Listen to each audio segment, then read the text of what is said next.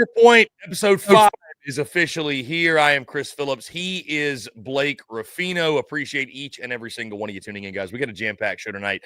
Lots to get into across the SEC, outside of the SEC. You really never know with us. Either way, guys, thank you so much for tuning in. As always, make sure you like, subscribe, turn on notifications. Check us out via podcast. Wherever you get your podcast, you can also find us across all social media platforms as well as our website, secunfiltered.com. And as always, powered by our friends over at FanDuel. Visit FanDuel.com/SECU to join today and get started with $200 in bonus bets when you win your first $5 bet. Once again, that's FanDuel.com/SECU to get $200 in bonus bets today. To Your Point returns. This is episode number 5. I am Chris Phillips. Joining me, as he always does, my Bayou brother in Christ, Blake Ruffino. Blake, what's going on, man? Appreciate you taking the time. Excited to chop it up with you once again, and I'm glad you and I are starting even a little bit earlier than normal for those who may not realize, because we are realizing with each passing episode, I think we need every single second we can get every time we up, and we're an hour and a half in, and I'm hitting a hard stop for whatever reason. So, yeah, good to be chatting with you, man. What's up? So we're going to actually dive into a little bit of sports today, more than probably that we've had in the first couple of episodes. And I got to tell you, I don't know if I woke up on the wrong side of the bed or what happened this morning. I'm kind of pissed off.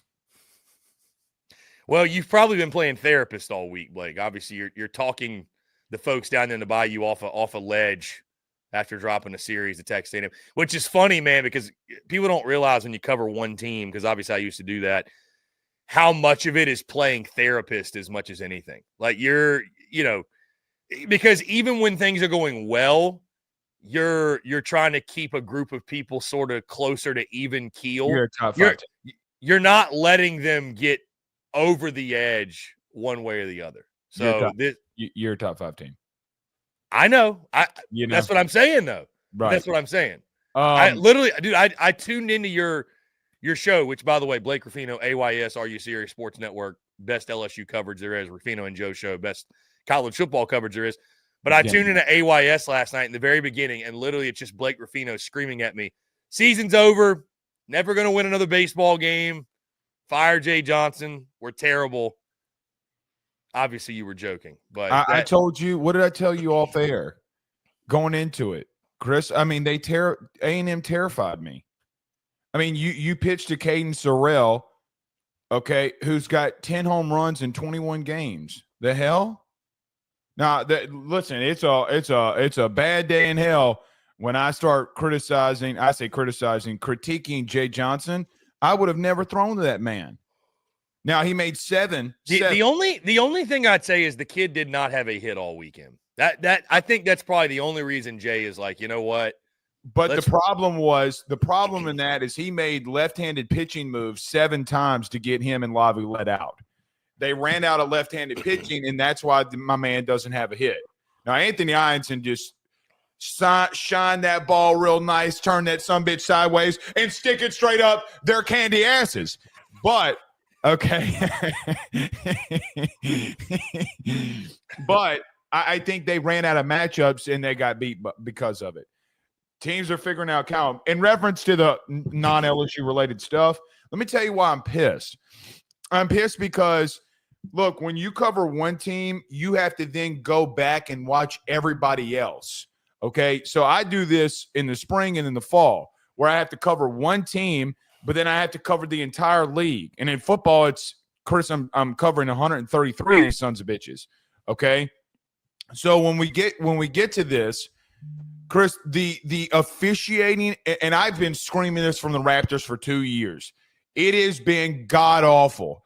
I understand missing on the edge of a plate, okay, and it being called the ball. There's no way in hell that you can look at Tennessee. You could look just the rain delay stuff at Tennessee this week is abysmal. Okay, there's no way in hell that you can look at LSU and A&M this week. Cade Anderson might have had the best pitching performance of any SEC pitcher all year. I know that Liam Doyle pitched a no-hitter through 7 innings versus A&M. Go look side by side and see what happened. One dude had something completely different than the other. I look at other games without the league. Of course, I was watching Mississippi State and Kentucky this morning because I was unable to watch game 2. I got to see game 3. There was more dog shit in that just overall series than, and nobody wants to talk about that. They missed a massive play at third base that they called a dude safe, then he called him out. Chris, it looked like he was doing the YMCA over at third base, was the umpire. Make a decision. You're a $1 billion entity. So we'll talk about SEC officiating and umpiring. You cannot tell me, Chris, it's one thing for football, it's one thing for basketball, but baseball's a unique situation. Every single pitch is affected by an umpire. Every one of them. They have more control in baseball than any other game. More. So, dude, I am pissed off by this entire situation that a $1 billion entity in the SEC that we have to come out here and say, Chris, the product is god-awful. It is god-awful. Call the games for Tennessee. Call them. Hey, guess what? Don't let Tennessee have control of this situation. SEC, take over. Take over. Like, I hate to say this to Tennessee, and I know that you have a big Tennessee contingent on your platform. Tennessee has no business taking control of what happened this weekend. Move the game up to Thursday. Move a game up to Thursday, Chris. Move a game to 12 p.m. Central Standard Time, noon. Like, do it. Like, hey, I got a wild theory for you, Chris. You ready for this? How about this? How about you can play 3 games in 4 days instead of 3 games in 3 days? That's probably the craziest rule of all of them. That you How dumb is that? How dumb is that?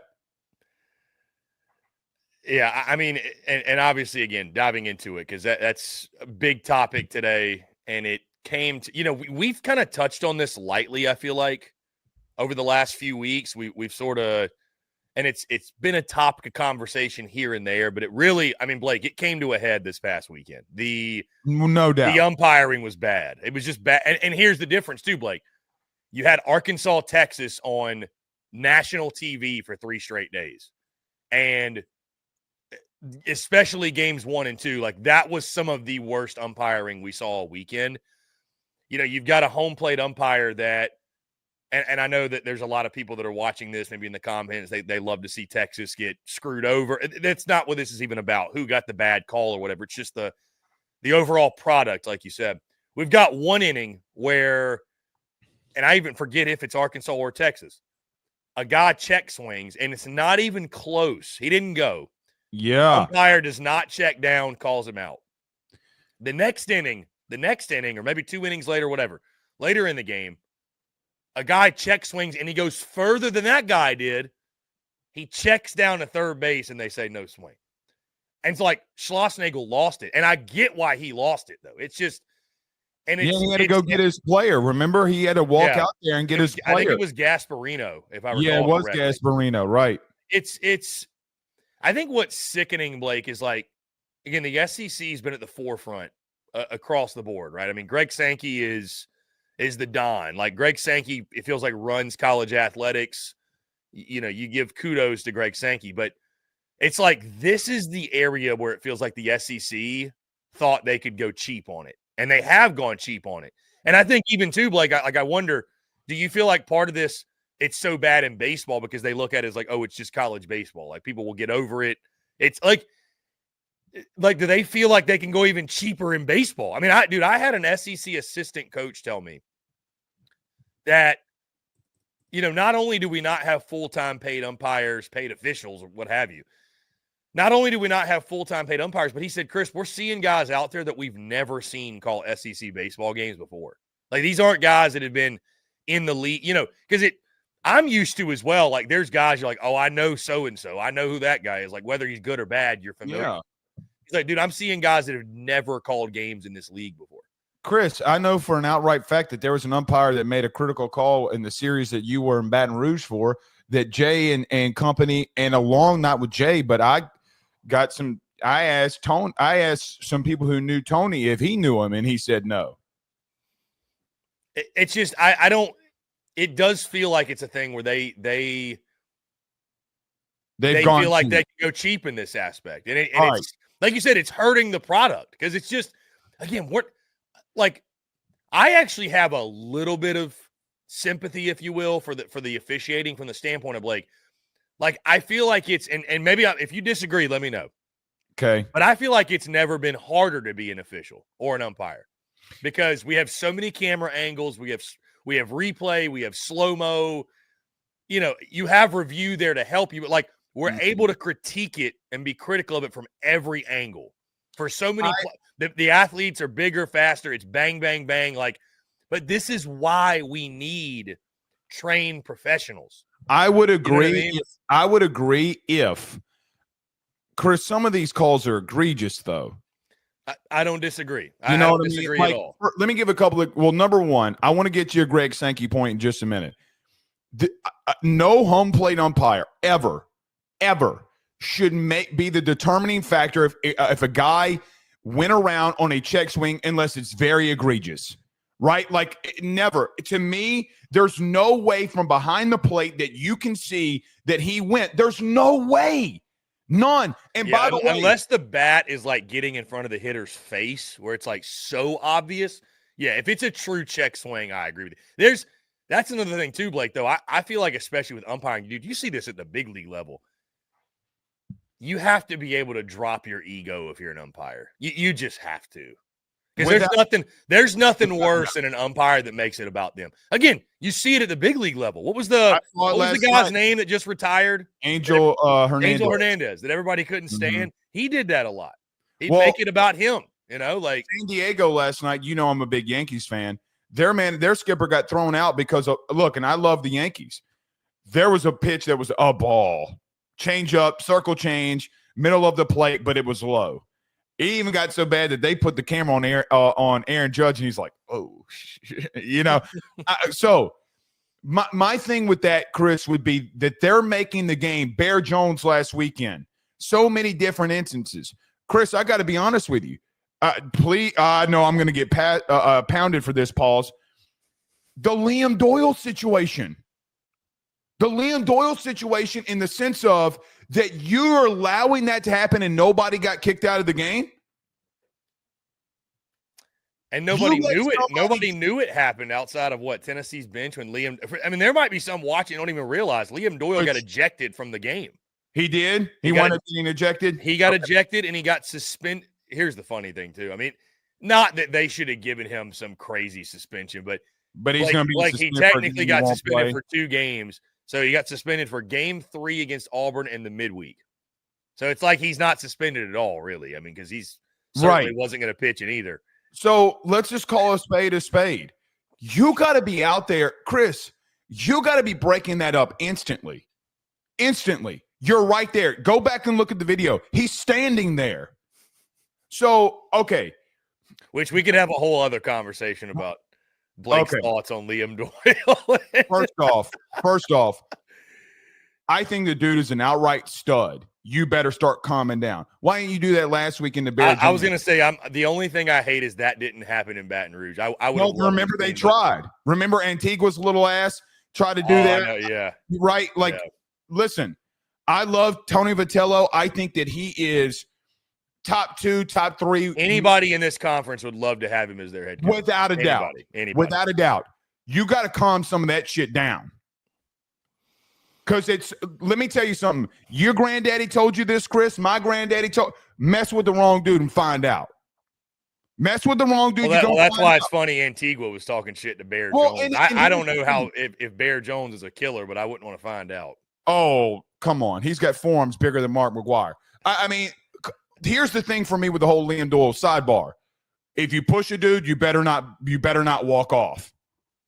You better be cock-locked and ready to rock, because if that dude comes back at you, you better throw. I'm sorry. You better. That's soft. It's soft. In reference to Greg Sankey, you said something earlier I want to address. I don't think he's the best commissioner in sports. Not anymore. There's no way for me to do that. Kevin Warren? No, because it's Tony Batiti now in the Big Ten. Oh, that's right. That's right. Who is Kevin Warren again? He was the Big Ten commissioner, and now he's like he's the president of the Chicago Bears. He kind of got forced out. Okay, of the Big Ten. I don't know why that name just came out of this brain right here, but because if you remember, he was the one that damn near tried to cancel the entire season in 2020. That's right. During COVID. That's why then. Yeah, right. That's why. No, Kevin Warren was god awful too. Let me throw this your way about Greg Sankey. There's 3 to 4 massive things that we could discuss. I do think that umpiring and scheduling have been god awful in this conference. I have made no bones about it. I have not. Look, I have swung from the bleachers. But here's the thing: when you said that he pulls money or they try to go cheap, I guarantee you this. Go back and watch the final game in the SEC tournament, LSU versus Tennessee. Every single year, Greg Sankey goes out there in the final game of the tournament. And you know what he's going to say? He says it every year. You know, guys, I'm a baseball guy. I used to play baseball. I was a baseball guy when I was an AD. So if you're a baseball guy, you're going cheap on the sport that you love the most. That's number one. I guarantee you that you can go back in the final game with Tennessee and LSU last year. He will say it because I clipped it. You know how I know he said it? I clipped it personally. And you know, Chris, when you got a team of people if my big ass is doing it, you said something stupid. That's number one. My problem is that you have gone cheap, but then I look at this and say that you've been lazy. You've been lazy with scheduling. I'm not going to bring up and go on this long rant again about scheduling. There's no way in hell that you can convince a fan base that they got to go back-to-back years to back-to-back places on the road in the SEC. That is egregious. That's number one. Number two, Chris, we're not going to talk about this point, but here's another thing too. Nick Saban did a commencement speech along with Donald Trump in Tuscaloosa this past weekend. Stay with me. It took Nick Saban to get the ear of the president so that we could potentially get an executive order around NIL. Greg Sankey, where you been? You keep screaming from the rafters that we need legislation. It took Saban, what, 5 minutes? 5 minutes? Here's the truth. You legitimately did not have the balls to stand up because it would have affected your conference about your teams being better. And last year during football, it bit you in the ass finally. He has not done what he needs to do for this conference. Now, the Texas and Oklahoma ads, it is brilliant. You can't take that away from them. Chris, they're $1 billion entity per year. Billion. Billion, stuttering head ass. You mean to tell me that you can't hire full-time employees for umpiring? You keep going out there every year during SEC media days. Chris, you were there last year. The first thing that came out of his mouth, we need legislation. We need legislation. Ted Cruz is over it. Ted Cruz ain't going to hit Texas. He's not going to stop this because Texas is, guess what? We're back. Why would he do that? Because Texas is back because they're spending all of the money. He's not going to do that. It took Saban 5 minutes. Chris, I am sorry. I don't think he's the best commissioner in all of sports right now. I don't know who it is, but there are so many different things that if we look at, there's no way that you can look at baseball this weekend and say that things didn't get fixed. Last year, last point here. Last year, it was egregious. There was a weekend, I think week 7, week 8, inside the SEC, where he came out in a public statement and said, I saw absolutely nothing wrong with the umpiring. It's a tough thing to do. It's a tough thing to go out there and do. So now you're defending it. So now the last time that you came up, by the way, he did it during basketball season, if you remember. Oh, no, the SEC official. Chris, he's defending it. We have a problem right now that we have this bubble around Sankey that he is the best. Outside of Oklahoma and Texas coming into the league, which is a massive plus for him, and it outweighs a lot of different things. What has he done to help the SEC? Financially, yes, you can't take that stuff away from him. But, Chris, the product is getting hit. Mm-hmm. That is the part where, for me, that I say there's no way that anybody that covers this sport, no way. There's nobody that's a local beat member that's like you that covers the sport. And, Chris, I will be honest with you. As someone who covers the SEC from a national level in reference to football, My God. It is Alabama for their credit. Alabama gets hit with more penalties that other teams don't. And people don't want to talk about that. They do, because there was a narrative that Alabama gets away with so much. The end of the game against Vandy last year, I got to be honest with you, that is an SEC problem. They shouldn't have lost to Vandy. They called them for 3 different penalties that were not even close, that you wouldn't have allowed in other teams to get called for. That is a fact. So there comes a part in time where, Chris, the product is getting hit because of him not wanting to put his foot down. I know that I'm not going to make any friends in saying any of this, but I woke up pissed off in reference to, I knew we were going to talk about this. It's a passionate piece for me, because there's no way that you can look at this weekend and say to me that is what should happen in a billion stuttering head ass industry. There's no way, Chris. Sorry for being pissed off, but I am pissed off. Chris, you're talking about games in the SEC that are getting altered. That's where we're at. You mean to tell me that Tennessee and Auburn did not get altered this weekend? You mean to tell me that Kentucky, who got swept, did not get altered this weekend because of it? Dog, I don't know. They went into extras on Saturday. They went into extras. If I'm Nick Mangione, who probably the guy that wants the job for Mississippi State, #sources, he got swept over some bullshit. That is a fact. It's not an opinion. So, again, golly, man, this has been egregious. And think about the money, too, tied up in college sports now. Yes. To the SEC. I mean, again, we just, our buddies over at FanDuel, how many of you out there listening are gambling on these games? Now sports gambling, such a big part of college sports. That's being affected, too. Chris, think about this. There's too much money. There's too much at stake. Now, especially, there's way too much at stake. I mean, dude, think about it. I mean, think about this. I mean, the gambling part is massive. But, I mean, dude, think about the impact one way or another. I mean, the revenue driven to a school, or NIL money based off a win or a loss, and how a penalty can affect a win or a loss. You mean like South Carolina? It's a ripple effect. It's a ripple effect. Chris, we got one. You ready for it? This goes against my team, the team that I love and cover. If I'm Shane Beamer, I want Greg Sankey's head. They're a playoff team if they don't call that penalty on Garrett. They're 10-2 and they're going to the playoff. Yeah. Think about that. And then guess what? Sorry to interrupt you. Then Greg Sankey runs out there with Tony Batiti about us making 4 mandated teams per conference in the SEC and Big Ten auto qualifiers, because he only got 3 in there. Think about that now.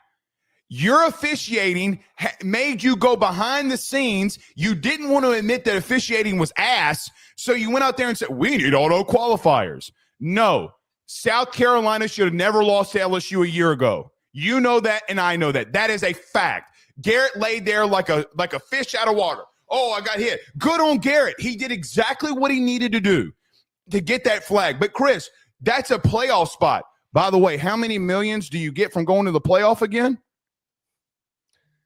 I don't know the exact number, but way more millions than you don't.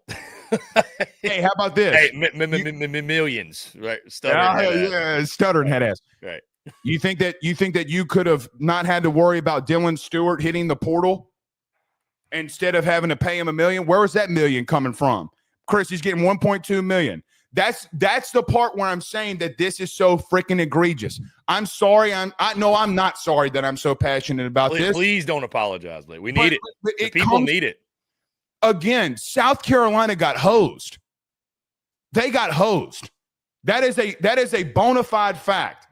I mean, you got so many people calling him out. Chris, when's he going to do something about it? I said it simply, Blake. The overarching theme and the thing we can all agree on is that if you're going to tout yourself the best conference in sports, and I do believe it is. I do too. You should carry yourself that way across the board, and that includes officiating, umpiring, etc. It just, the best conference in sports deserves better, far better, far better. And we're not getting it. We shouldn't allow. Yeah, I mean, you shouldn't allow games. I mean, Blake, we're already like, you and I have seen this firsthand. Fans out there tuned in have seen this firsthand. We're already fighting an uphill battle from the standpoint. Like, let's just talk about football, because thankfully I think basketball and I know baseball, they haven't been hit as hard with this yet. Mm-hmm. But like, football has become less likable. It just flat out has. Maybe not the product September through January, but the offseason has become damn near unbearable. Hey, you want a good offseason storyline, which we get virtually none of those? Let's do the right thing with officials. That Blake, that'd be the best news we got in the offseason in a very, very, very long time. Because right now, it's all, I mean, Blake, I don't know about you, but for me, every time I hear a storyline about NIL or conference realignment or revenue sharing, I'm just like, it turns you off. I'm like, oh my God, here we go. Yeah, it turns me off. No pause. Okay. Nothing that makes me shrivel up like talks of that right there. Well, Chris, even like he hasn't even put his foot down on things that he knows that he can enforce. Nico Iamaleava. Now, you're going to think it's what I'm talking about is the UCLA thing. It's not. Remember 2 years ago when there was a fat-ass Cajun that was screaming from the rafters that y'all need to go after him because boosters should not be flying kids on private jets, and everybody was defending Tennessee, and I was the only one standing on an island saying, no, you have a chance to end this. You have a chance to put your foot down. That cannot happen. Oh, poor little Tennessee. They're making fun of us. No, you did something that's against the rules, and everybody knows that it should be against the rules. No one is saying that you cannot take a high school kid and have discussions in reference to having NIL packages of the school that you want to. Chris, we're talking about private jet. You mean to tell me if you spent probably, 75? I think I heard a guy one time, I think it was Mark Cuban. He said, if I fly across the country, it at minimum costs me $75,000 in fuel just to get to California. Now take that for just a second. You mean to tell me that a guy that's going to spend $75,000 to go get a kid from California and fly him to Tennessee, there's not a bag of cash that's in there? I know how this game of recruiting works. Chris, you were with me this 2 weekends ago where you got coaches. We were out to dinner. 2 coaches called me when we were out to dinner that I didn't answer. Okay, and in those conversations, you want to know what they would have told me? Bro, you ain't gonna believe this shit. It's a constant revolving thing. So again, man, he named something that he's put his foot down on that everybody could have gotten behind. Please. Name one thing that Greg Sankey has put his foot down where it would have probably from a public aspect been like, okay, that's, look, man, I can't believe he's doing it. But name one thing. That's what I thought. Blake, side note. Yes. I want your take on this. The European mind couldn't understand SEC football. football. No, not that. We'll get there. We'll get there. We got some fun topics lined up. No, I want your thoughts on this. Okay. NIL portal, it's one of those things I think we all remember kind of where we were, right? We were coming off of the year of COVID. It was the off season. I think this went down in June or July of July 1st. July 1st, 2021. Yep. Here's my hot take I want your reaction to. Mm-hmm. College sports were better before July 1st, 2021. College sports were better pre-portal and NIL. Right, wrong, or somewhere in the middle?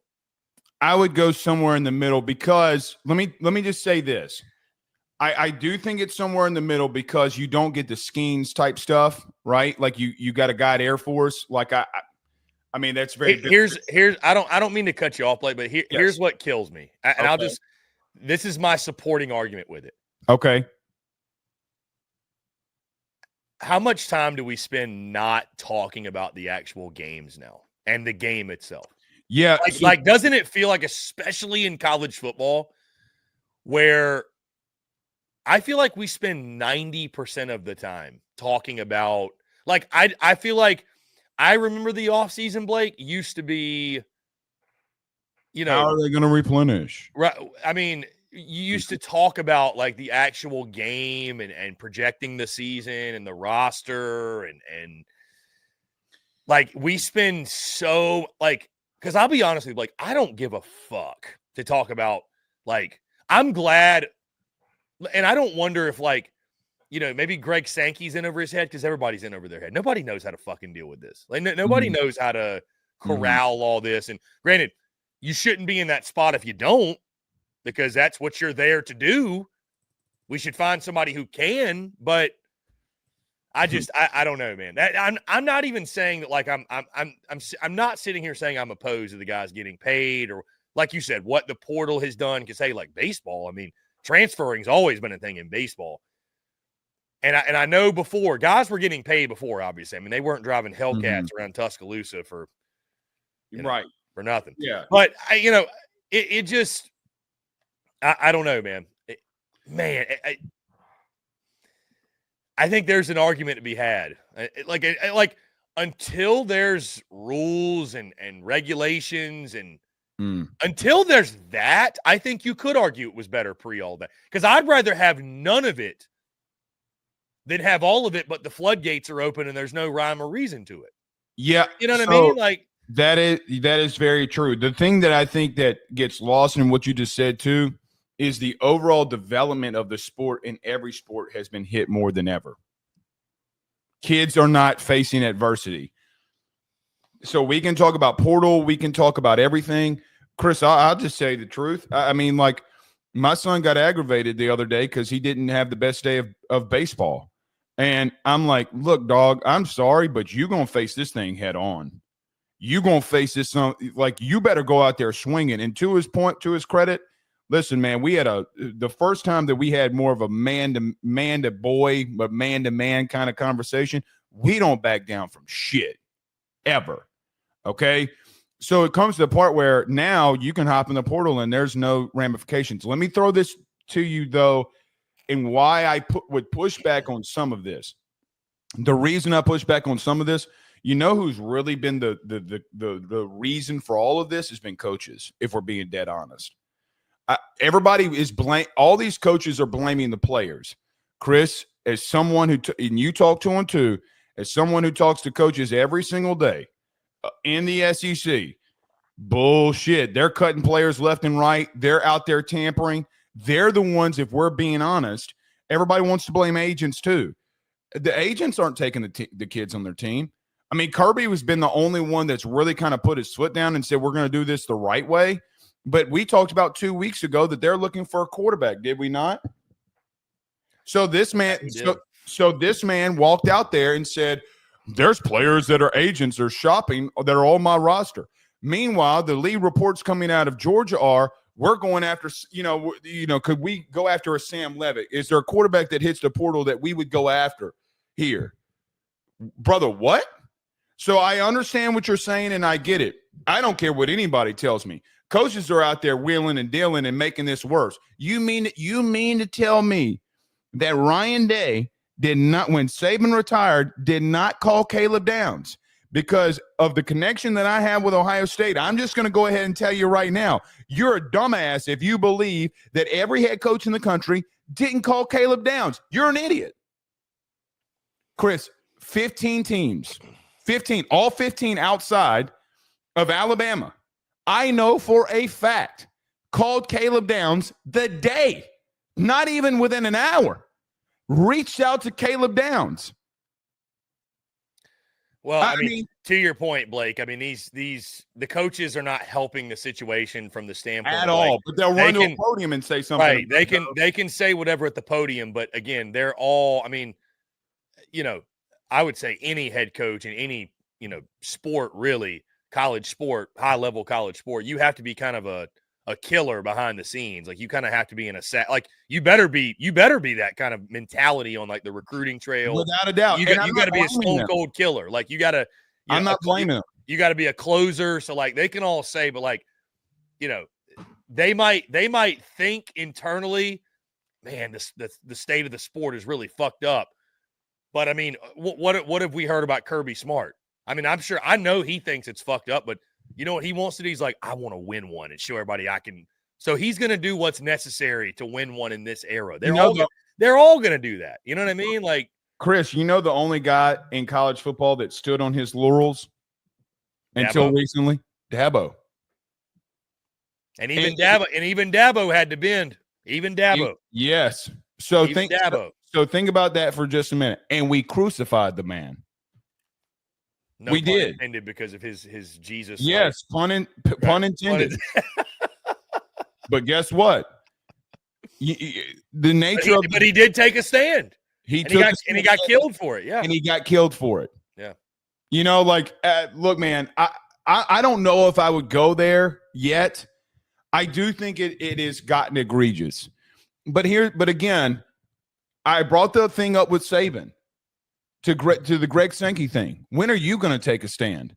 Chris, he's been to Capitol Hill more than 15 times.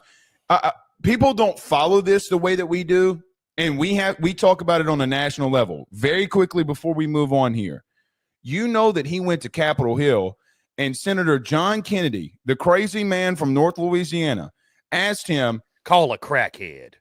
Call a crackhead. Yeah, that's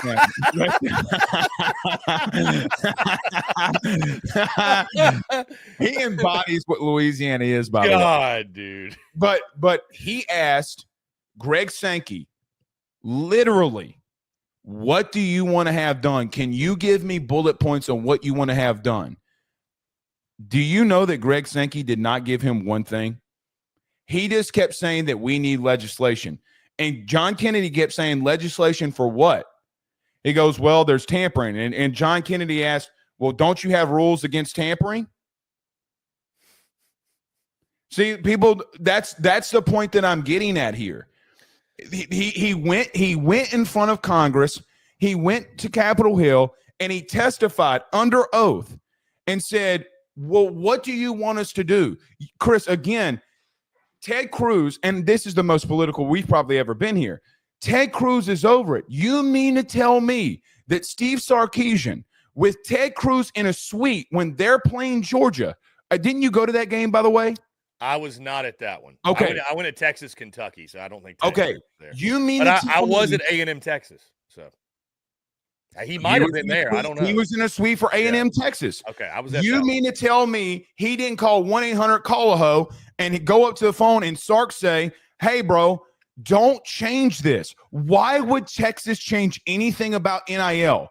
They are dragging their feet. I mean, they're now reportedly spending the most money on a roster. $40 million, Chris. 40.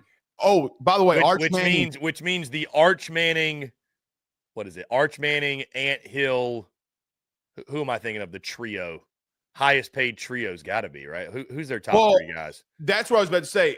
They said that Arch Manning's not taking money. That's dog water. Okay, bullshit. But Colin Simmons, edge rusher, that's who I was thinking of. But listen, LSU was in that recruitment. Is he worth $1 million now after he ran down Trevor Etienne in the SEC championship game? Hell yeah. They ain't going to back down from that. Why would they back down from that? That's the point in all of this. In 38 minutes of talking about this, that is what is the problem in all of this. So buckle up, buddy. Do you believe? Well, that's what I was going to ask you, Blake. Number one, do you believe the number thrown out there, 40 million? I do. Okay. I do. Okay. Because I know those, reported, but you never really know because we don't have any transparency.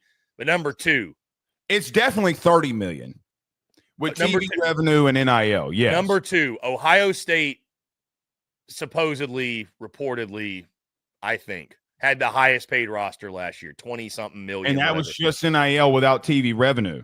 So you have to pay the kids $20 million this year. So let's just throw it like this. This is how you know the number's pretty accurate. If you're having to spend $20 million for a roster of 85 and you spent 20 in NIL, their roster for this year would have been probably around 40 billion. Okay. So Ohio State spends that money though. Texas now is reportedly at 40 million. Mm-hmm.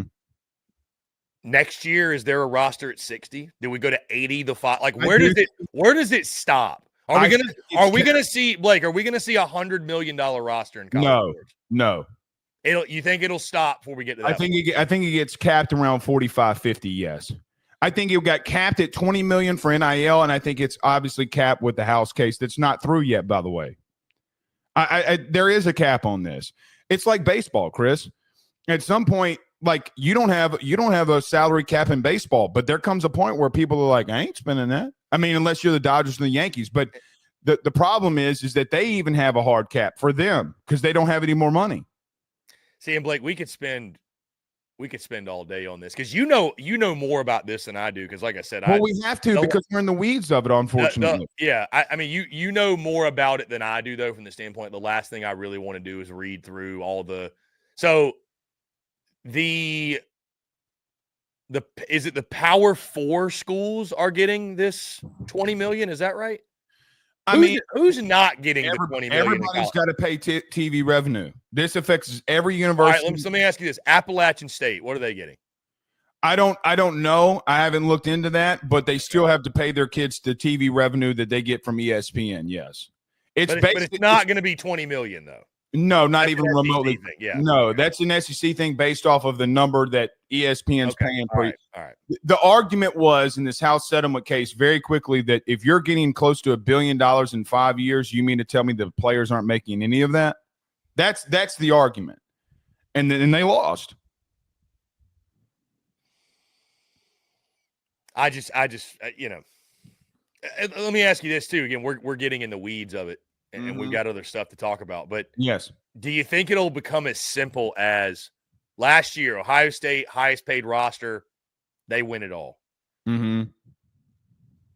We haven't gotten into prediction season yet, but should it be as simple for me as, well, I mean, Texas is paying the most money. They obviously have the most good players, and they're going to win it all. Is it that simple? I mean, I know like in baseball, it doesn't. I mean, you're a Yankees guy. You would know very well. Last year, it doesn't work out that way. But think about this. Yankees and Dodgers were the two teams in the World Series. To your point, at some point, but football is different, Blake. Baseball is a random game. A team with a bottom-tier payroll can win it all. In football, Blake, if you have the biggest, fastest, and strongest guys and you have more of those guys than anybody else, football is not a game of randomness. You are going to win. Like the Eagles.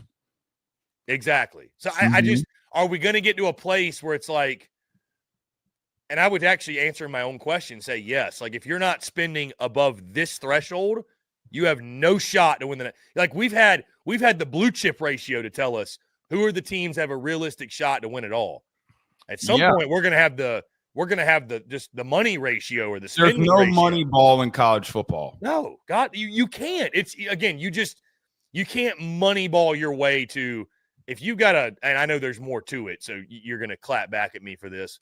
But if you've got like a 6'7", 340-pound guard and my D tackle's 240 pounds, he's going to get killed. He ain't getting by him. Like, I don't give a damn what you do. Mm-hmm. No, I'm with you. Like you said, there's no money ball there. No, there's no. I mean, no, it's not happening. I mean, again, you get to a place where Saban said that, we got to make things more competitive and more on an even playing field. Nick, things weren't an even playing field for you, but I understand what he's trying to say. There are a collective of 10 teams that are getting more talent than anybody. Historically, it's always been that way. It's always been that way. But the thing that's different here is the teams that would come up and surprise you, their best players are getting plucked.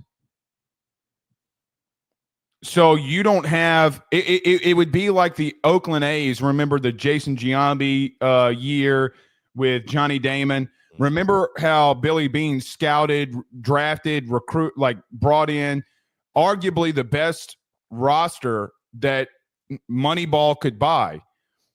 Chris, they got plucked. Replace them in the aggregate, right? With Scott Hatteberg. What does he do? He gets on base. You're right. David Justice. But, I mean, people will come in here, Chris, and argue the Arizona State-Texas game. The problem with that is that Quinn Ewers is ass and was ass in that game. So – and Sam Levitt's a beast. That's a topic for another day.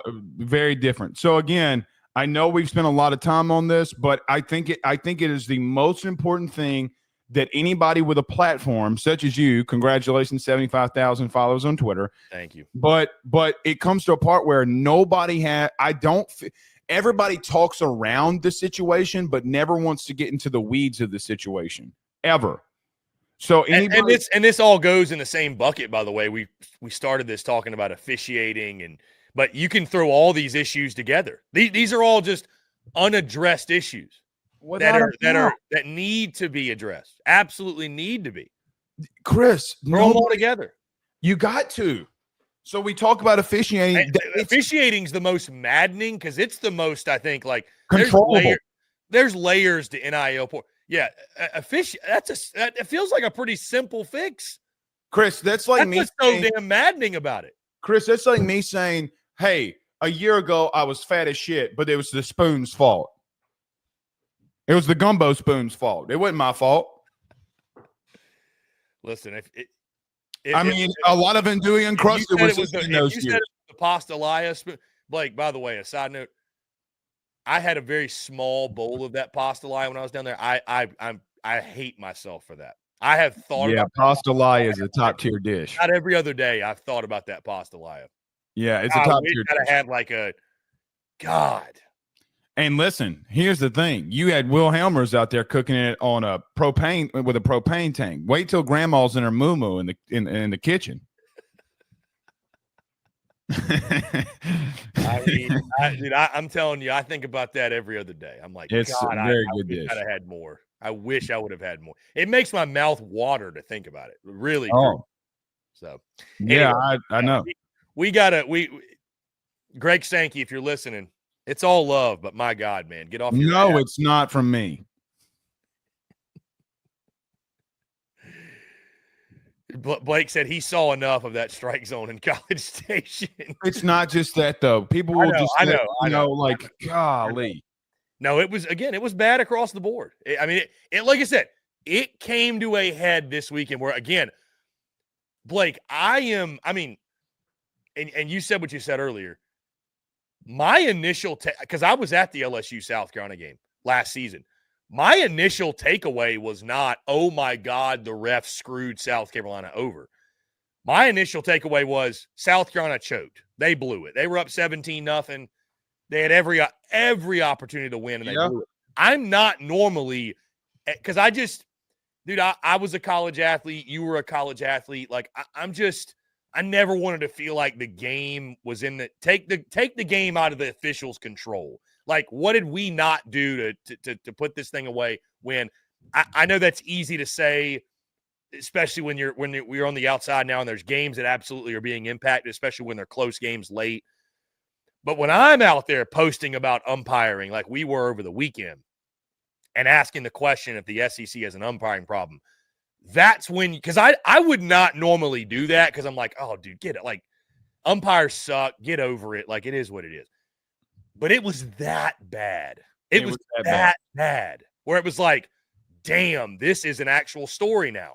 Hey, sidebar. Tennessee won the World Series last year, correct? Correct. Does Florida State have a beef on the check swing by Blake Burke? See, listen, Blake, I'll tell you this. See, funny enough, I had Blake Burke's mom come at me on Twitter for what I'm about to say. Because listen, I'm an SEC man through and through. I was giddy that Tennessee won that game.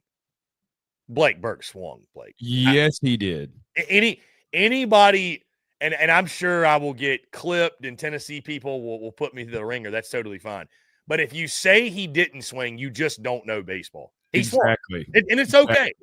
Here's what I'll say, Blake. And maybe if roles are reversed, I wouldn't have this take, but this is the take I have. I'm a big believer in ball don't lie. Ball don't lie. Don't pipe the next one and allow him to get the base knock. Ball don't lie. Yeah, I know that doesn't. If it was reverse, I probably wouldn't have that take. Well, if it would have been reversed on Tennessee, what would they say? But oh my God, we would have never heard the end of it. But Tennessee fans would have gotten changed. Damn it, they would have gotten without a doubt. And then think about this: we're a check swing away from A&M being your national champion. So I'm glad it didn't get called. Yeah, that was, I mean, and think about it though, Blake. That was a bad call in the biggest stage in college Right. baseball. I mean, Guess who the guy was at third base? Guess what conference he's in? Want to guess? SEC? SEC. I didn't know that. Mm-hmm. Well, the only reason I remember is because Florida State fans who felt like that they got shafted in the college football playoff because of the Jordan Travis situation. They felt like that they got the shaft in the College World Series by a guy in the SEC again. Think of, if you're Florida State, you're in the SEC, NC. I can't believe we're talking Florida State here, but think about what they went through in the last calendar year when it comes to athletics, where they had a chance to be in the playoff. They had a chance to win to get into the College World Series final, and both times an SEC team stood in their way on a questionable situation. Yeah, they've been put through the ringer. Then you got Jordan Travis having to retire from sports. And then they have more snow in the state of Florida than they do have total winds. I mean, like, yeah, it's been tough to be a Seminole. Mm-hmm. But again, does Greg Sankey want to change that when it benefited his team? I mean, Greg Sankey will change nothing that he's not going to advocate for change when it's helping the bottom line. No way. No way. You think NIL's not changing the bottom line of the SEC? Here's what the last thing I'll say on this. I know we got a lot to get to, but do you think that Greg Sankey and the SEC would not have gotten legislation passed or gotten things changed if the bottom line of the SEC wasn't altered in a negative way? I think the answer is pretty obvious. The answer is obvious. They've grown almost twofold, not just because of Texas and Oklahoma. They were going to grow because of that. They got a new TV deal based off of it. They single-handedly gave them the easiest schedule in the SEC for football and in baseball. Of course, we're in May. They just went to Arkansas. Just played their first ranked opponent on the road. See what I mean? When you say that out loud, it's like, and here's I know that they're injured. It's a completely different situation. You can't take that away that they're injured. Chris, they got swept. That's the part for me that I'm like, it's one thing that they had their first in May. It's another thing that they got swept. And I get the injuries and all of that. I get it. But I mean, we have a problem, buddy. We have a massive problem. And I think that the thing for me that gets the most aggravating is what you said earlier. It's the things that you can control that you still won't even change. Chris, I met you in 2023, I think it was. I asked you to come on our show because LSU was going to Columbia, and I didn't know much about South Carolina at the time. I know Ethan Petrie hit a ball 682 feet on Paul Skeens. That's all I knew.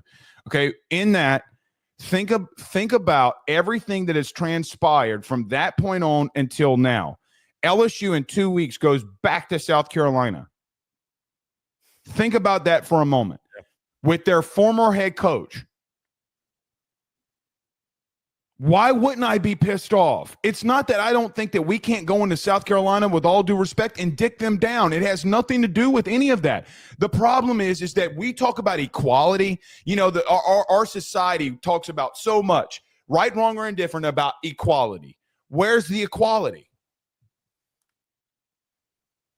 And hey, LSU's not the only one. There's been, I know Tennessee had to go to Tuscaloosa 2 years in a row. How does that make any sense? Think about that. Imagine, see, they can get away with it in baseball. Imagine if football, you told them, hey, you got to go back to Bryant-Denny next year. Dude, there'd be a revolt. I mean, somebody get a cigar shoved up their ass. Right. Blake, let's move on. We could go all day on this. Guys, before we do, I want to tell you about our friends over at FanDuel because, as always, we're brought to you by our friends at FanDuel. The wait is over. Baseball season's finally here. You can start the season strong on FanDuel, America's #1 sportsbook. Because right now, FanDuel's celebrating the return of baseball by giving new customers $250 in bonus bets if your first $5 bet wins. FanDuel's got so many ways for you to get in on the action, from hits to steals to home runs. They got a lineup filled with all your favorite bets, or if pitching is more of your thing, FanDuel's got a deep bullpen of bets from strikeouts to shutout innings. So when you place your first bet, it can be almost anything. And if it hits, you'll get $250 in bonus bets. Just visit FanDuel.com/SECU to join today. That's FanDuel.com/SECU. Make every moment more of FanDuel, official partners of Major League Baseball. Must be 21 and up and present in select states. For Kansas in affiliation with Kansas Star Casino, or 18 and up and present in D.C. First online real money wager only. $5 first deposit required. Bonus issued as non-withdrawable bonus bets. Expire 7 days after receipt. Restrictions apply. See terms at sportsbook.fanduel.com. Gambling problem? Call 1-800-GAMBLER. Visit fanduel.com/RG. Call 1-888-789-7777 or visit ccpg.org/chat in Connecticut or visit mdgamblinghelp.org in Maryland. Hope is here. Visit gamblinghelplinema.org. Call 800-327-5050 for 24/7 support in Massachusetts, or call 1-877-8-HOPE-NY or text HOPE-NY in New York. Blake, let's discuss something that we've been putting off for a few weeks now I want to get into. And this actually came to a head recently because we are, which by the way, I don't know about next week. Maybe we'll still have kind of the same look next week, but this is either the last or the second to last show, Blake, with the current studio setup. I think it's pretty well documented at this point for those that don't know. Literally next week, yours truly going to be making the move to Nashville, Tennessee. So very, very, very excited. Here, I'll give you the Dumbledore clap. Dumbledore clap. Dumbledore. Could be the move. Dumbledore. Shout out to, if there's a great TikTok account I'll shout out, it's called Could Be the Move.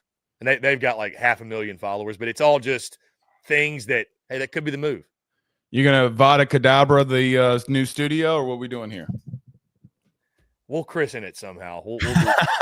Pun intended. Yeah, exactly. So anyways, that was kind of a side note. But yeah, we'll be making the move to Nashville. Blake, when I get there, we'll have a full conversation about Nashville and just that whole I do want to discuss that. I think it'd be cool to talk about that. But the SEC baseball tournament is upcoming in Hoover, Alabama. Excited to say I will be there. We will be there. SECU will be there. My guy Harrison going to come along with me. First time I've ever been to the SEC baseball tournament in Hoover or in general. And we are credentialed for it. And I'm very excited about that. It makes it much easier for us to attend the event. But I wanted to bring this to light because you and I talk about this a lot off air, off record. But see, this is a topic that in no other setting or circumstance would I talk about it. It wouldn't really fit or make sense. But the world of credentials, Blake, it is. So I've been in the content space since January 2017. Right. I think everybody tuned in probably knows something about my journey. Started as the Spurs Up Show, a South Carolina entity. Got the LLC November of 2018, went full time with it August of 2019. From there, scaled, grew, had great success in various different avenues, from content to travel to merchandise, whatever. Had high level success. Rebranded, relaunched to SEC Unfiltered December of 2023, and here we are today. The first time I ever got a credential it took me until July of 2023. So think about how long I was in content or in business. July of 2023 was the first time, and it was for SEC Media Days. And, now I look over and I've got this, I'm going to find some way to display it, but I've got like this door in the studio, and I'm hanging all these credentials on this doorknob. And I mean, there's probably like 20, 25 of them. I don't know, however many. So I have them right here too. It's become a more frequent thing, but it is funny, Blake, because I don't think the common fan, not to their fault, obviously, I don't think the common fan really understands that world a whole lot. So I think there was a time and a day where, and I'm always grateful to get them, like LSU credentialed me. I can't say thank you enough for that, because it's just, we don't need them, but especially like an individual school going out of their way to say, hey, you're coming here. We're going to welcome you with open arms and help make your experience a little bit easier, little bit more enjoyable, a little bit, whatever you need, we're going to provide the resources you need.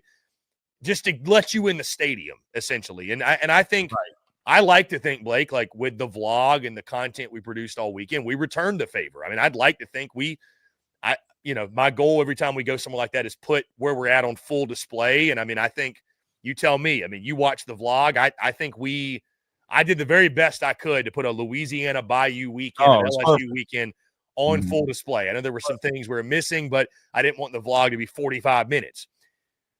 But again, to the point of, I'm sure you've had your own experiences as well. The credentialing world is not what I think common fans think it is, because there's this thought of, there's this school of thinking of like, you're not legitimate unless you're credentialed media. Like if you're not, that's the thing that it's like I told you, Blake, because you've never been to SEC media days, and obviously you're deep in the credential world. You go to LSU practices. I mean, you're very deep in it, but like you've never been to like an SEC media days. And what did I tell you, Blake? When I went to SEC media days and I got that credential for the first time, I didn't need that validation, right? I didn't need that validation from an external source that what I was doing was legitimate, or, now I've quote unquote made it. I'm like, dude, I wake up and do what I love to do every day and get paid to do it. You can't tell me shit. I know you feel the same way. But what did I tell you? It's not what that credential did for me. It's what it did for my peers in the space. Because right, wrong, or indifferent, once you start getting in a room like that, getting in those rooms, right, they, again, right, wrong, or indifferent, look at you a little bit differently. And I think what's special too, like for you, I know you feel this and we've talked about this, what makes it cool is what people don't realize, and all respect to them, but if you're affiliated with like a 24/7, CBS, On3, ESPN, Sports Illustrated, one of these names, getting credentials is a breeze. They're going to give you credentials off of name alone. That's not a shot at anybody, but like, you don't even really have to make good content or Blake, and again, not a shot at them. I'd want to specify because people are sensitive. But like last year, we got denied for SEC baseball tournament credentials last year. You know who I was told got them? Who? Outkick. Blake, how much college baseball do Clay Travis and them cover? None. But it's, why they got credentials? Because they're Outkick. And if Outkick wants a credential, why would you say no? Because they're Outkick. Right. So people just don't realize when you're an independent entity, Blake, and again, you know this, you have to do 1,000x what everybody else has to, which is when you get them, it's like a feeling of like, I really earned the shit. Mm-hmm. No, I 1,000% agree. I could tell it's just a funny world. It's a very funny world. It is. Well, and even LSU people think I'm not credentialed, like some Rudy Poo fans, but it's like the fact somebody would even try to hold that against you or above you is like, see, you're not credentialed, you're not legit. You're like, bro, I literally get paid to do it. Yes. Blake, and maybe if I'm wrong, you tell me, because I felt this.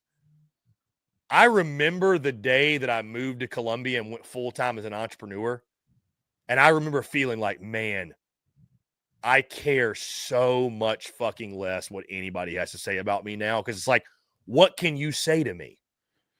It certainly, what can you say? Right. It certainly is a point of validation, right? For people to see you there, right? Like to see you. No doubt. Like I didn't get credentialed, and nor did I even try for the LSU baseball weekend. Because look, I know that I'm going to be out there drinking. I want to go as a fan. I had people with me. Credentials didn't stop me. Well, right. I nobody knows this, but I literally go up in the press box before. I mean, if you watch the vlog, we're out there Cajun Tiger tailgating. Shout out to him. But we had a 3.5 hour rain delay. So, I mean, what do you expect? We're in the Bayou. We're at LSU. We turned up during the rain delay. Right. Go up in the press box for game one, and I don't know who this. I don't have a clue who this guy is. Some LSU media guy. He's like, weren't you on Twitter like partying out at the tailgate? I was like, that was me. Right. Right. Smelling like bourbon in the press box. Here's the thing: is Baton Rouge the only place you could do that where people will be like, "Oh, that's just normal." Right. Chris, here's when it comes to credentials. Here's what I think. I think that you have a lot of not LSU because they have been very generous, and as you know. But in reference to just overall, I think that you have a lot of guys around just athletics when it comes to college that they are from the traditional avenue of media. Legacy media. A president just got hired by his entire campaign going on podcasts. You as an entity have 75,000 people that follow you on Twitter. 75 on just Twitter. I don't mean to pat myself on the back, but we're about to hit 60,000 on Instagram. Name another account that covers just the SEC that has that. So my point is, the point I would be is that I think that there's been a little bit of a shuffle from SIDs, not just in the SEC, that they have to understand it's a new day of media where I and you can pick up a microphone, build a business that has massive amounts of credibility. Chris, you talk to SEC head coaches.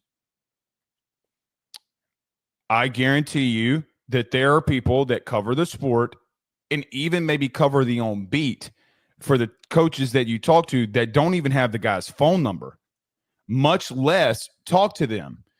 So I think that what they've had to do is like, and I understand their premise. We can't just let anybody in, right? Like I understand the definitive, like you can't just let anybody in. The thing is I understand where they're coming from, but it's one Twitter click away. Like we have 40,000, you have 75,000 followers on one singular platform. Okay. The point that I would make here is that I don't know if legacy media types have understood what has necessarily transpired here in the last couple of years.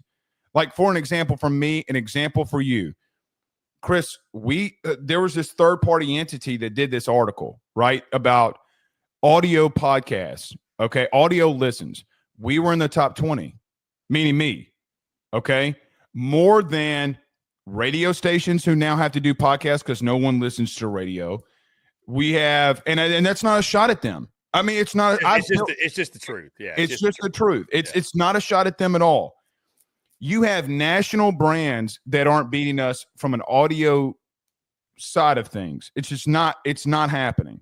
So you look at that and say to yourself, why are you not credentialing us because of what their legacy? Chris, they get shit wrong way more than what we do.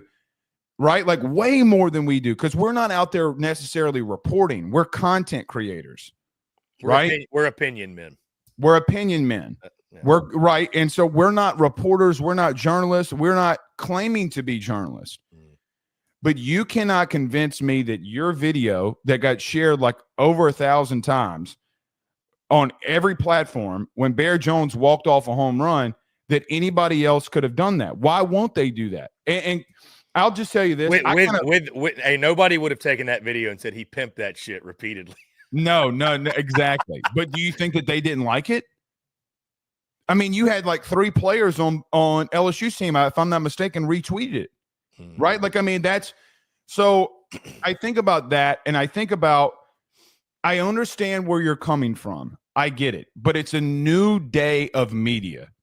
It's a very new day of media. And even from a political side of things, not diving into it, look at our country. People trust who they trust.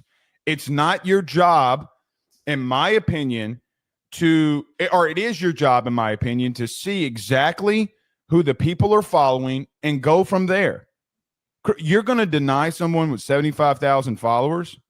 My journey was a little bit different than yours because I was still covering one team. Right. And it just so happened that, Chris, we just blew up. And I'm not saying that they didn't have a choice. LSU has been fantastic to me when it comes to that. Coaching interviews, player interviews. Chris, I mean, we were the lead guy for the number 1 receiver in the country last year, and Decorian Moore, who did his commitment video. You're looking at him. Like, they have been gracious and perfect to me, literally. Like, during spring, I accidentally forgot to send the SID the email, and I sent him a message just saying, look, I'm so sorry. I apologize. I didn't hit the deadline. I'm sorry. I made a mistake. And they were gracious, like, hey, man, it's okay. We got you. Like it come at a human level. But just listening to your stories about this, I've never applied for anything and not got credentialed ever. But at the same time, I kind of feel like that there's a place where I just put stuff in the email like, hey, man, if you don't know who I am, here's me talking to so-and-so. Yeah. Here's me talking to so-and-so, just so that you have the understanding of where we're at. And so I don't envy you, but here's the thing, though. You know this. So I can't speak more than you can. I don't like going to games, man. Basically because of what happened last Saturday. I don't like it. It's not my cup of tea. What's your Twitter at? What's your Twitter at? No, more so. What's what you said in the stands? You couldn't even watch the game, really. No, remember we had to come stand by you because it's like. No, I get that too. I've and that's not me being conceited. Right. I'm not. No, it's just is the reality though. Like you want to be as locked into the game as possible because people want to come to you after to hear about it. It's like, exactly. I can't talk about it if I didn't watch the damn thing. Exactly. And that's the point. Like, remember, this is a massive pause. And I love the guy. I'm glad the kid stopped me because we got a picture, whatever. Brother, I got to go take a piss. You know what I mean? Like, hey, I got stopped, 4 times on the way to the potty? I'm trying to get to the potty and I can't even relieve myself. But you got to hit him with walk with me. Yeah. Oh, I did the last time. I'm like, buddy, you got to walk with me to the urinal. I'm about to wee myself. So I don't envy you in the sense of that. I understand it's got to be very, very difficult. It's gotten better though. I'm getting credentialed more now. And again, I cannot make it more clear that I went on the entire SEC Unfiltered tour last fall with not a single credential. I was not. And here's the thing. I will do that again this fall because I don't want to be credentialed, Blake. Blake, I got on Arkansas's field the Friday before the game, Texas A&M's field the Friday before the game. What else? I'm trying to think. Went into Auburn. Didn't y'all go to Auburn? Got on the field pregame at Auburn, toured Arkansas's facilities. Like, I did so much shit with not a single – you know what I did that with, Blake? Not a single credential. I did it through a strong network. People knew we were coming, and they wanted to take care of us. Well, which is even more powerful than just a piece of paper with your name on it and your entity on it that gets you into certain places, in my opinion. So, again, this is, Blake, we have deals with FanDuel and Game Time. Game Time gave us, not to get too much in the details, but they gave us 20% more than they were originally planning to cover cost of tickets for the 2025 calendar year. So, and again, especially with football, because baseball is different, Blake. You get a credential and you can stand behind home plate, even though there's some slapdicks out there that'll say you're in standing room only or whatever. We won't dive into that. But, you just get me in. I don't have to be in the press box. I can be floating around wherever. Football, you have to have a seat. You can't just get me a credential and I'll just walk around the stadium. There's really nowhere to stand. So I'd rather be – think about it, Blake. I couldn't have rushed the field 4 times if I was in the fucking press box. Right. I couldn't have vlogged it. I couldn't have rushed the field at LSU if I was in the fucking press box. So, for what I'm doing, credentials in that scenario during football actually would be a hindrance to what I'm doing. So, right. But, it is just a nice, it's a nice gesture. I would put it that way. It's a nice gesture because I'm just of the belief, and the beautiful thing about doing SEC Unfiltered instead of, you show us love, we'll show you love. Not that we're not showing everybody in the conference love, but Blake, I'll just call it as is. The one team I covered individually for 6 years, they never credentialed me. I've never been credentialed once by them. I got credentialed by Clemson before I got credentialed by the university. I've still never been credentialed by the University of South Carolina. And, I mean, until their SID leaves, I will never apply for one because I just know what – I mean, I'm not that stupid. Like, we need another episode or two to go into the depths of that. Mm-hmm. But, yeah. I mean, dude, I built an entire business to a point where I had the opportunity to rebrand and to scale to SEC Builder without ever having a credential. So, and you know what? I'm better for it. I was better for it because, again, it made me think outside the – I mean, our content is very outside of the box. It's not box score banter, same as you. It's not box score banter. It's not – We're opinion men. I'm in the trenches. Yeah, I'm an opinion man. I mean, I'm not even – I mean, bro, I'm not even – dude, and that's – and I'm sure you felt this too, Blake. This is kind of a side note, but, like, anybody out there watching, you've probably – if you've started anything new in life and you've tried to reach beyond the status quo or the norm – you are going to catch hate. You just are, because insecure and people. The bigger you grow, the more it comes. Well, that's the funny part about the journey, Blake, is in the beginning. Yeah, major pause. In the beginning, everybody's attaboying you, patting you on the back. Good, go after your dreams. Good job. Until you get to a point where you're significantly growing and making strides, and then some of those people, it's funny, they'll switch up. Very quickly. You know what? Actually, fuck that guy. But you know why they're doing that? Because all you're doing, you are shining light on the insecurity of that they know they couldn't do it, or they weren't brave enough to take the risk, or to just even take action. They weren't brave enough. Mm-hmm. So it shines a light on that where they have to. Here's the thing, Blake, and I love this quote. Blake, people write off, like the success you've had and I've had, people write off success as luck. Why do they do that?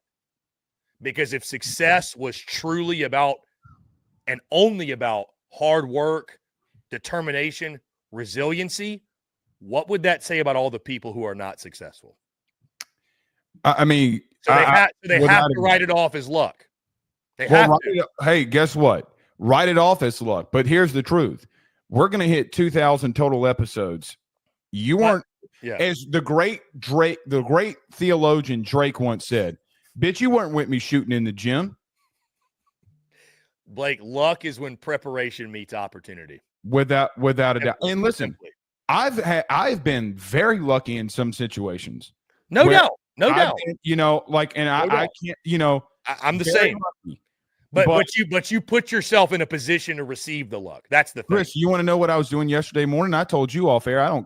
It doesn't bother me. I was out there slinging, not crack cocaine or coke or weed or meth or anything like that. Slinging deals, baby. Wheeling and dealing. Yes, and you know what? Now more than ever, I walk into a meeting prideful. Like the first thing I said to this business owner was, "Listen, man, I know this is going to sound cocky and conceited, but I'm kind of interviewing you, because regardless if it's you or anybody else, if we don't align, you're not coming on my platform." I think it comes to a place too, Chris, in reference to this, people don't understand the amount of work. The only thing that they think that happens is that you go out there and you talk for an hour, hour and a half, 2 hours, whatever it is, right? I have 72 of these. Okay. So I'm almost into the book, okay? Here is literally the pitch by pitch for LSU A&M this weekend for every single game. That's game 3. This is game 2. This is game 1. You mean it is not that easy. It's you are having to be locked in on every single thing. And here's the thing. When you are covering a specific team, or you're covering a conference, or you're covering all of college football, I mean, it gets bigger than that. So in reference to the credential part, again, I've never been not credentialed, ever, not once. I don't like going to games. Now, I've had people that are – But why, though? Why do you not like going to games, though? You saw it firsthand. I don't like that level of attention. Well, that, but also I think people should understand When you're live on a Friday night and there's 2,000 people tuned in at 2 a.m. Central. Chris, we had 2,975 people that were in the chat or in the show watching us live at 2 a.m. Right. So I mean, that's again when people wonder why. By the way, I mean, Blake, I mean, I did a live stream watch along for Florida Auburn Final Four. There were 6,000 people in there. Insane. When you think about that, it's like, dude, why would I? I mean, if it wasn't, I'll tell you this, Blake, if it wasn't for the vlogs and obviously the value of we're SEC Unfiltered so early, like I felt like it was really important. Hey, there's a ton of value in getting out there, meeting people in person, shaking their hands. Yes. Like it's a different connection. But yeah, I mean, I wouldn't just go for the sake of it. Like, I mean, man, like, I don't care what sport it is. Game day is it's our time to shine. That's a moneymaker day. You pay your bills on game day. Chris, I pay my bills what happens in the fall on Saturdays. Right. And I can't cover the entire sport. I just think people, they love to make up their own narratives. Like, why isn't Blake at the stadium? It's like, well, there's a damn good reason why he's not at the fucking stadium. Like, please tell me how I can cover the sport without.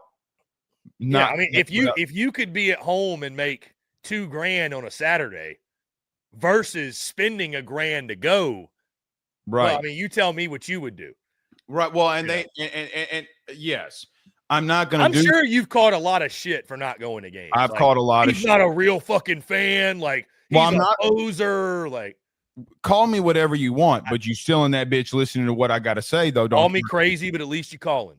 Right. I mean, you're still in there. Another one from the Chris, I run a bit. You run a business, and I run a business. Let me show you what happens on a Saturday if LSU beats or loses to Clemson in week 1. Let me show you what happens on Chris. At the end of December and January, Ruffino and Joe show got just on YouTube alone close to 1 million views. Do you understand the payday that is? No, you don't, because none of you are there. No, none of you know, because none of you do it. And here's I cannot watch Ohio State and Michigan and be in Baton Rouge. I can't do it. Chris, we couldn't even barely watch the Texas-Arkansas game if it wasn't for Montook and them that had it on the RV. And even then, we sat down for 10 minutes to watch it. And we were talking to Mikey and them, and you had pasta live. You can't do it. It is my job. Yeah. So no, I don't like that level. It's crazy. And listen, I love when people come up and say, like, we went to my sister-in-law had her birthday this weekend, and we went out to eat on Sunday before the LSU game, and they knew they had to go before the LSU game. You already know that. But dude walks up. We're sitting there. Ask all of them that were there. A couple of people walk up, or I think it was just one guy that walked up. But regardless, I love when people recognize us, right? Like recognize me in reference to, hey man, you're AYS. That is an awesome feeling.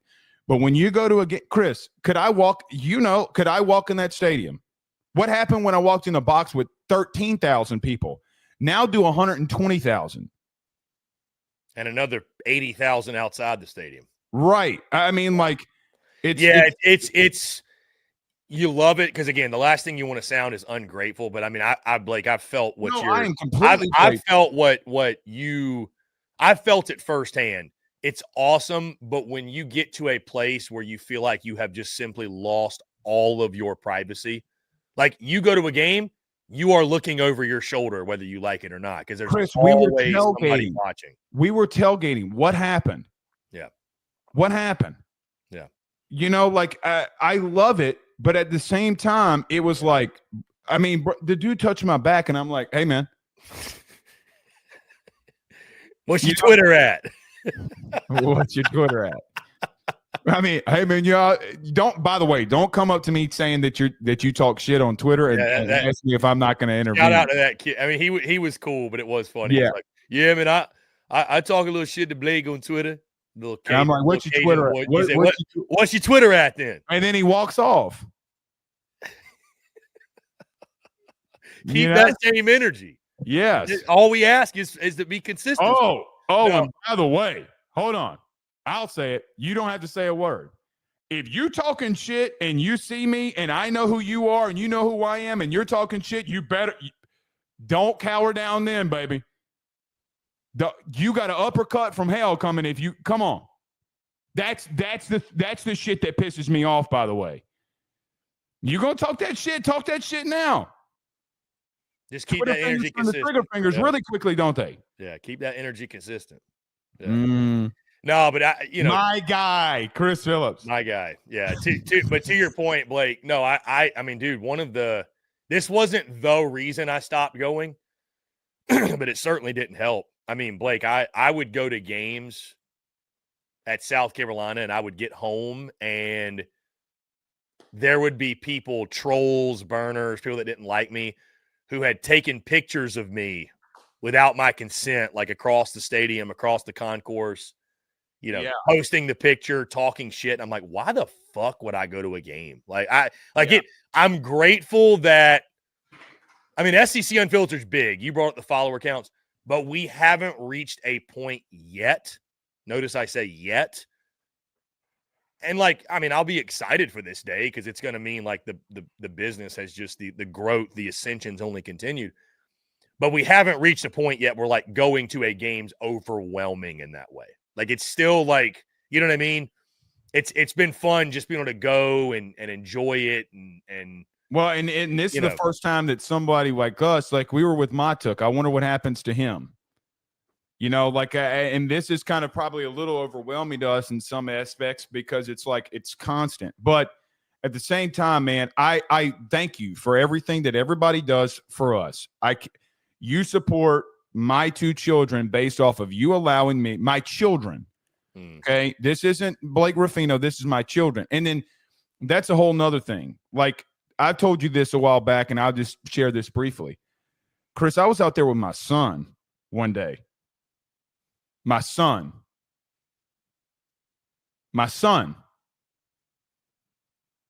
Okay. I'm getting a little emotional. My son. And you're asking me why I don't want to go? My son.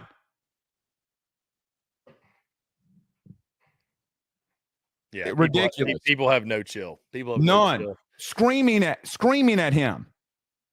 Yeah. Screaming. I will you up that's the part where I'm just listen, man, thank you for everything, but at the same time, and it's only one person. Everybody else is cool, but it's that one person that has the all it takes is one. That's SDE is what I call it. Okay, you can put the pronunciations in there. Okay, but my son, Chris, listen. Last thing for me on this. I swear to God, we got out of the truck for a baseball game 2 years ago. Out of the truck. Couldn't move. My wife and my son, and it's bombarding. I'm like, I get it. I understand it. Thank you. Okay. Don't come talking shit with a 4-year-old that's holding my hand and we're trying to cross the street. Don't do it. I will fight to the death. I do not care. I really don't. The Cajun part of me starts coming out and stupid shit starts happening. Don't do it. That's the part. If you want to get very into the weeds, there you go. I had a stranger walking up and my son standing right next to me. What are you doing? And that's the antennas that go up. So yeah, whole different vibe when different. Yeah. There's a reason when you ask me, hey, is your family coming to the game a couple Saturdays ago? No way. Yeah. I mean, I have to massively plan to take my son to his own to a game that he loves. Do you think he doesn't want to watch LSU baseball? Do you think that he doesn't want to be a part of that? It's a massive plan that goes into effect of how Chris, you do realize in 70-degree weather, what was it, 3 weeks ago, that I'm wearing a hoodie? Just to nope, we're walking in and nobody knew. I didn't even blast it on social media just to have the experience. So you're not yelling at my son. And he gets in the car, Daddy, what are they doing? And I'm having to explain to him all this different shit. A 5-year-old. Anyway, sorry. No, I mean that's just the reality of it. Again, it's not you're not trying to come off as ungrateful, because it's, again, you're like, hey, thank you. It's awesome. It's awesome. But again, when you cross the line of losing privacy, or your experience at an event has been compromised because of, that's when it kind of sucks. Maybe it's champagne problems, but champagne problems can still be problems, Yeah, baby. So do you want a precious 2-year-old on your show? Sure. I mean, whatever. Come on. Here we go. This is where it gets good. Chris, come on. Here. You can't knock over the camera. Chris, you're going to get more views now than you've ever had in your entire life. All right. You ready? Hey. Say hello to Mr. Chris. Say hello. Say hello, goofball. 2-year point debut. 2-year point debut. How about that? Hey, what's your name? What's your name? Jewel Patty. Jewel Patty. How old are you? Jewel Patty. You're 2, Patty? Okay. All right. All right, go see mommy. Okay. Love you. Is it Joel Patty? Is that right? Jewel Patty. Yeah, my grandmother's name. Yeah, my grandmother's name was Jewel. Right here. Jewel Patty. Okay. Yep. You want to talk about a Cajun Southern woman? Here you go, right there, baby. Look at that handsome devil right there. Look at that handsome devil right there. But yes, I bet she could cook too. Son. Son. What? But yeah, and my mother-in-law's name is Patty. So Ben's middle name is Michael. My wife Megan, her dad's name was Michael. So okay, he passed before Ben was born. So yeah. So it's funny how God works in mysterious ways. It's funny how we just had this whole conversation about that, and then in she walks. Yeah, that's awesome, man. I'm happy for you. Happy family, happy life. We try. Speaking of things the European mind cannot comprehend, I think that live appearance was probably one of them. We'll close out with that, Blake. We had this fun idea, really quick. We'll throw some heaters out there. We've all seen on social media the things European minds couldn't, like I think you said the British mind couldn't comprehend. I said the whole European mind couldn't comprehend. What was it about again? What did you say? What did you text me about? I don't even remember. I figured we'd do one, though, SEC edition. It was sports. I forget what you said. Hold on. We're going to find this right now. The European mind, the British mind could not understand. It was last night, too, and it literally sparked the idea of this topic. And we can't, I don't even. How does that happen? We're going to find it here. Oh. Jared Curtis. Commitment with barbed wire, and I said, "Oh God, that's a whole other topic." What, dude? What? In case y'all missed it, Jared Curtis, quarterback, number 1 quarterback in the country for what? 26?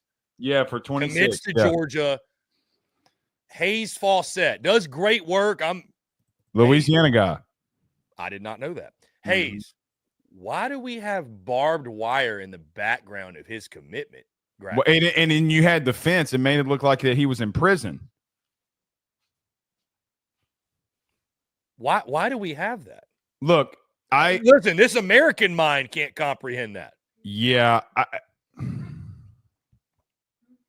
And then, of course, the jokes come out like, "Oh, it's Georgia, like he's in prison." I'm like, damn. Right. So that was the thing. I will say, did you see not to cut you off, did you see the kid? They said that he's targeting that Jackson Callaway kid, the offensive lineman. I did. And somebody replied and was like, with the 28 arrests or whatever, and Jackson Callaway replied on Twitter and said, "For the record, I've always been an Uber guy." That was funny. That was funny. I give him credit. That was funny. I did see that. You know what the funny part about this is too, is I understand like the premise of what Hayes was trying to do here, but he's kind of gotten hit a little bit too in reference to like the edits are all kind of the same, but well, I mean, because they are. I mean, listen, the guy's got a style. I mean, you can't just reinvent it every graphic, but right. And especially as much as he's putting out there, right? Oh, like, for sure. And I don't know from a recruitment standpoint that there's not somebody that's got more intel nationally more than he does, because he doesn't even allegedly he doesn't tell on three, which I don't believe. I think that that's false. But it was bad in the sense of that you had Georgia players getting arrested, right? And for driving incidents, and then you had what it looked like he was in a prison. Like, let's just use our brain for 2 seconds here. Yeah, right. And listen, it probably didn't even cross his mind. Right? Like, probably. Why? What do you mean? I know. I don't know. I mean, I'm trying to defend the kid, even though he, I don't know. I mean, we get a little too out of hand when it comes to these commitments, in my opinion. Like this kid, great. I mean, but the barbed wire is a little too much.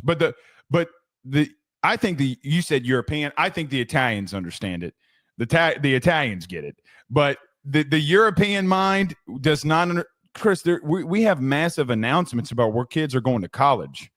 Name somewhere in Europe where that's it used to be worse too when recruiting was still like hot and popping, and right. Guys were doing the hat switch. Guys were bringing live mascots on the recruitment. I hate the hat switch thing. I hate it. Oh, the hat switch thing. Hey, I'd say I would not want to be a kid that did the LSU hat and then like threw it and then did brother. You better never go to the boot. You are not welcome. The one time that it happened, it was a corner and the kid got mossed by Malik Neighbors, who was, by the way, a 3-star. Was a 3-star before 247 and on 3 decided not to be idiots. Yeah, that's karma. So we'll go one for one here, Blake. I got a few in mind. The European mind cannot comprehend noon kickoffs in August in the SEC. The European cannot understand a grown man barking at you. # dogs. Oh, God. The European mind cannot comprehend a night out at Fred's. That's a good one. No, it can't. Here's the best one that I have written down. You ready? The European mind cannot understand any single facet of Texas A&M. I mean, I don't think many of us that cover the conference understand it. Bubbles. Where does Bubbles come from? Hullabaloo Connect, Blake. Singing "So 'Em Off" every game, even though you play Texas. You just played Texas for the first time in a decade.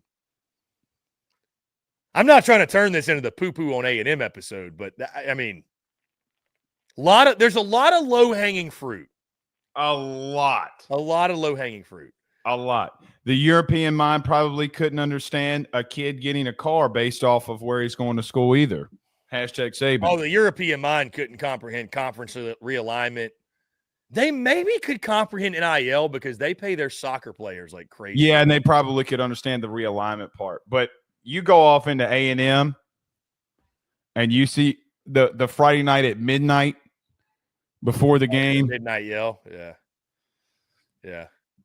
The European mind probably could not also understand why people are smoking. No, I know. The European mind certainly can't understand rushing the field and taking down a goalpost. Hey, we won. What's the best way to celebrate? Let's vandalize our own field. Right. Let's vandalize our own field. The European mind couldn't comprehend rolling Toomer's corner. That's true. Can you imagine? The European mind could not comprehend calling the Hogs, Blake. Oh. I will tell you this, and I love those Arkansas folks. Hey, our guy Ty Richardson going to be in your city this week. Yeah, we're going out to eat. I try to convince him. I try to convince him for Pyran. I try to convince him, but they didn't. Where's he want to go? They want to go to Phil's, and I'm like, all right. Yeah, I still haven't done that. No, It don't hold a candle. Not hold a candle. Yeah, it's not. No, but I say this with love. Again, Arkansas treated me so well. Like, I love those guys. A&M is weird. Don't get me wrong. Woo Pig Suey, or like the calling the hogs, is probably one of the strangest traditions I've ever seen. Like, it's cool, but like it feels like they're summoning a spirit out of the field. Oh, without a doubt. And then it is the wildest thing. Like, hashtag John Tyson. Okay, and reference this. You got a grown ass billionaire sitting in the middle of John Calipari's speech when he gets hired, going woo pig suey. Shout out to taking out the red dye and Tyson. By the way, newsflash: if you got a small child in the Southeast, you have funded all of Arkansas's NIL. By the way, because Tyson Dino Nuggets I could do a whole segment on how Arkansas is the biggest sleeping power in football based off of Tyson chicken nuggets. Chris, they got it. They have the chance. Sidebar. They have the chance if Sam Pittman goes 6-6. How serious are you? They got more money flowing in that place than anybody. Arkansas is a sleeping giant. Yeah. I love Sam Pittman. I love offensive linemen, but get milkers out of there, baby. It's time to get real. It's time to get real. Seriously, it is. Hang it up, Pitt. It's time for the boss hog to hang it up. It is. Any other European mind can't comprehend out there before we close it out? I'm trying to think. The European mind cannot understand Diego Pavia. The European mind cannot understand. The European mind can understand a night game in Death Valley. Oh, no. By the way, I think that's going to be A&M from some sources that I hear from. Well, Blake, I already told you where I think I'm going, so for LSU. Chris? I'm just trying to get all the toxic environments in Baton Rouge. Chris? I mean, all the most toxic environments. Chris? You have after baseball, LSU got something for A&M's ass. They for football. They ain't winning in here. I'll go ahead. It ain't happening. Chris? The prediction 8 months or so, or 6? They'll go 1-11. They'll go 1-11. They ain't losing that one. Ain't happening.